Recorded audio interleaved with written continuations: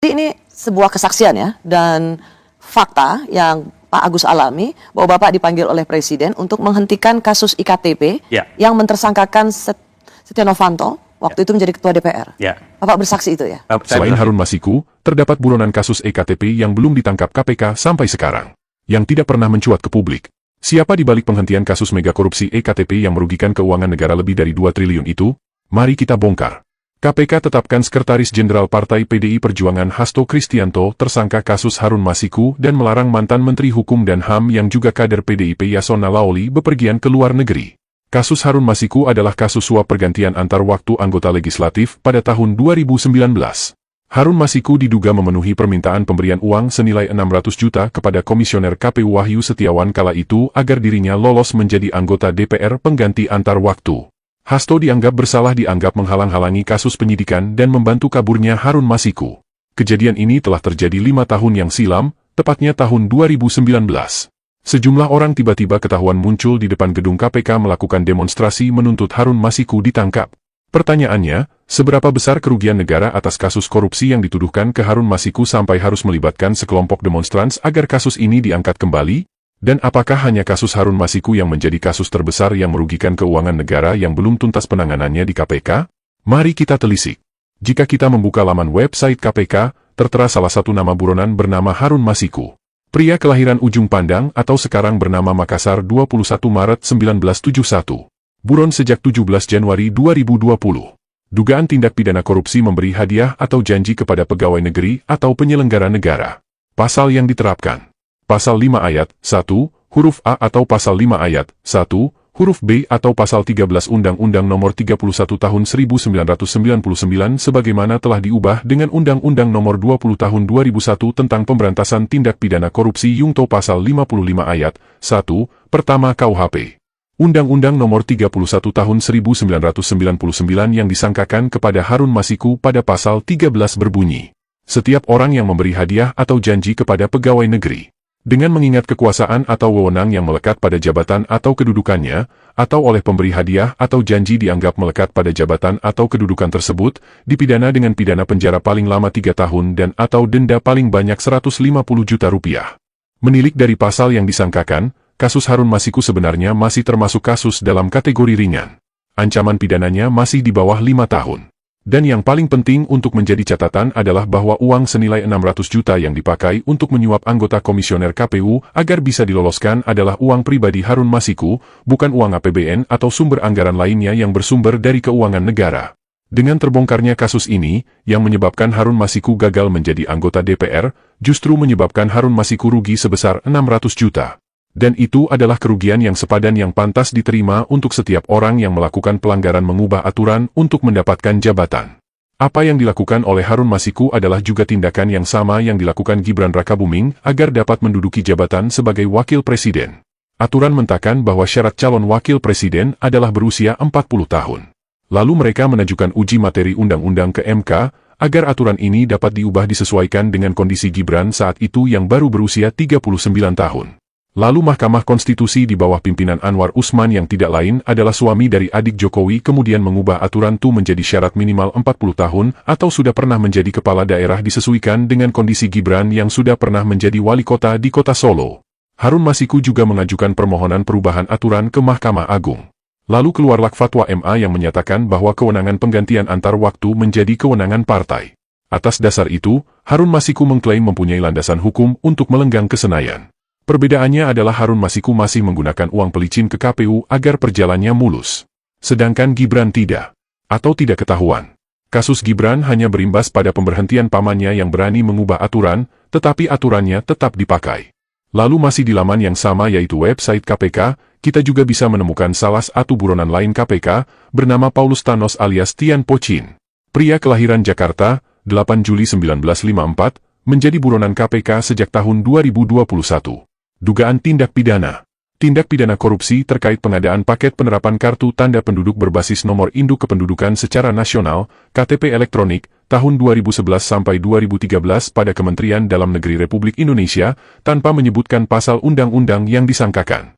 Namun dalam penelusuran kami yang lain bahwa Paulus Thanos adalah pemilik salah satu perusahaan yang ikut terlibat dalam kasus e-KTP elektronik yang menyebabkan kerugian negara sebesar 2,3 triliun.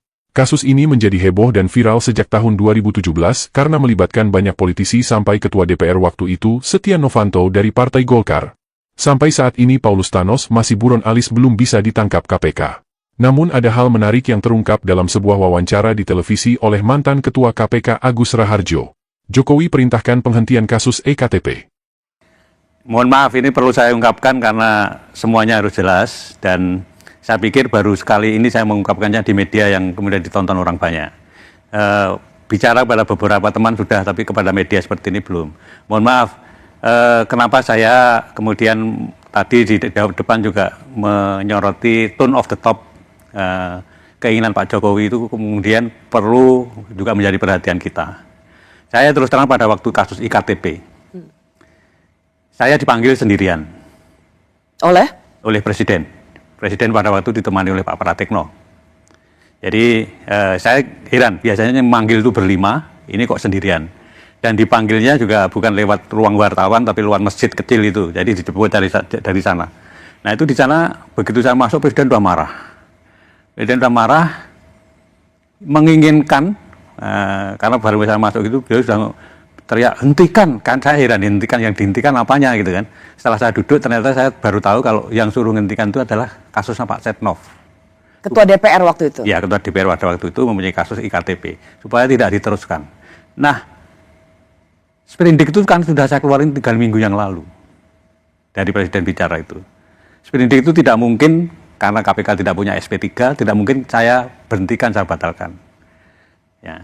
Kemudian karena tugas di KPK itu seperti itu, makanya ya kemudian tidak saya perhatikan, saya jalan terus, Tapi akhirnya kan dilakukan revisi undang-undang, nanti kan intinya revisi undang-undang itu kan SP3 menjadi ada, kemudian di bawah Presiden, karena apa pada waktu itu mungkin Presiden merasa bahwa ini Ketua KPK diperintah Presiden kok nggak mau, apa mungkin begitu kemudian itu gelagat awalnya ya? Ya, nah, jadi jadinya kan revisi undang-undang KPK itu, dan sebelum revisi undang-undang KPK itu Anda kemudian juga perlu pahami buzzer itu kemudian kan bukan main kan.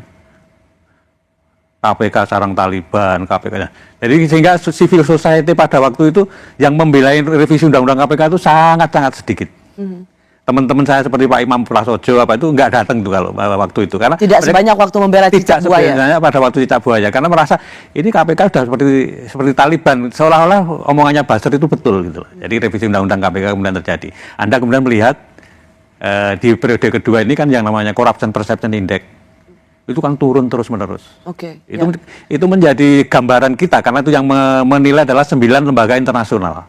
Agus, kalau saya ingin kembali, jadi ini sebuah kesaksian ya, dan fakta yang Pak Agus alami bahwa Bapak dipanggil oleh Presiden untuk menghentikan kasus iktp yang mentersangkakan Setia Novanto waktu itu menjadi Ketua DPR.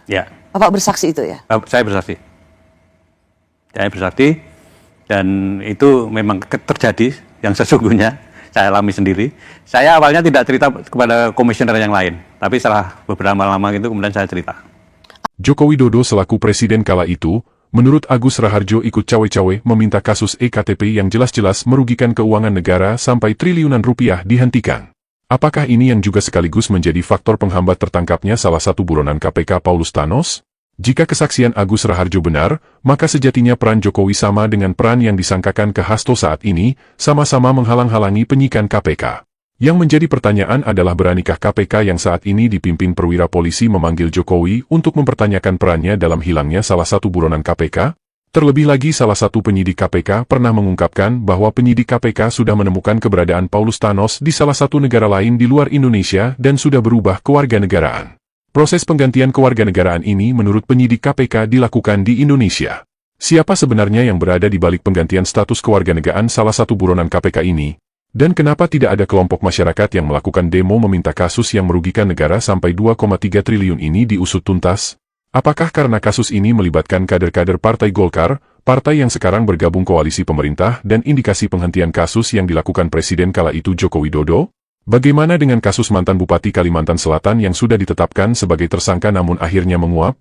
Atau kasus dana hibah di Jawa Timur yang hanya menangkap para penerima hibah tetapi pemberi hibah aman-aman saja? Atau bagaimana kasus korupsi mantan Bupati Maluku Utara yang menyeret nama menantu Jokowi Bobi Nasution? Kenapa para pendemo diam saja? Apakah karena para tersangka ini kader partai anggota koalisi pendukung pemerintah? Kita semua akan melawan semua tindakan yang melawan hukum, termasuk jika benar Hasto terlibat tindakan yang menyebabkan Harun Masiku kabur. Tetapi KPK juga dituntut bersifat profesional, bekerja berdasarkan hukum, dan bukan pesanan oknum tertentu, lebih-lebih oleh pesanan penguasa atau mantan penguasa. KPK dibentuk dan didanai oleh negara untuk memberi rasa keadilan terhadap lebih dari 270 juta rakyat Indonesia, dan bukan menjadi alat politik bagi kelompok tertentu. KPK haruslah benar-benar independen karena potensi utama korupsi ada di tubuh penyelenggara pemerintah. Maka jika KPK menjadi kaki tangan pemerintah, siapa yang akan menegakkan keadilan pada rakyat? Bagaimana menurut kalian? Setujukah jika ketua KPK